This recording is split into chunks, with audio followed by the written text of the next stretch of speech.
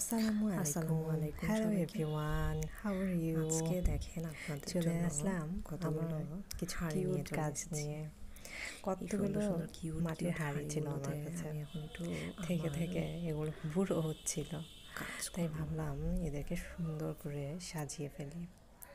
এদের উপর প্রথমে আমি জেসো অ্যাপ্লাই করে নিয়েছি। একে একে 3টা হাঁড়িতেই সুন্দর মতো আমি জেসো অ্যাপ্লাই করে নিলাম। জেসো অ্যাপ্লাই করা যেহেতু শেষ, এগুলোকে সুন্দর মতো শুকিয়ে নিতে হবে। শুকিয়ে নেওয়ার পরেই আমরা এগুলোতে নিজের মন মতো রং লাগাতে পারবো। কয়েকটা রং ডিসাইড করে ফেললাম এদের উপরে অ্যাপ্লাই করার জন্য। কথা মতো কাজ, সো এদের উপরে আমি রং অ্যাপ্লাই, এদের উপরে আমি সুন্দর সুন্দর কিছু কিউট কিউট কালার করে নিলাম।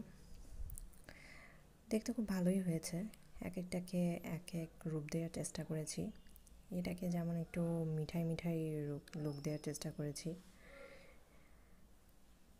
লাস্ট আপনারা দেখবেন ভালো হয়েছে এই লুকটাও। এছাড়া একটাকে তো পুরো সবুজ আর সোনালি কালার দিয়ে খুব অ্যাস্থেটিক একটা লুক দেওয়ার চেষ্টা করেছি। আমার কাছে সবগুলো কালারই বেশ ভালো লেগেছে। আর আপনারা যারা হাঁড়ি কালার করতে চান, আমার মনে হয় অ্যাক্রিলিক কালারটা ভালো হবে কালার করানোর জন্য। আর এই যে একটাকে পুরো লাল টুকটুকে বউ বানিয়ে ফেলেছি, আমার কাছে ভালোই লেগেছে। আর এগুলো সবই অ্যাক্রিলিক কালার দিয়ে করা। এখন এটার একটু সিনেম্যাটিক শট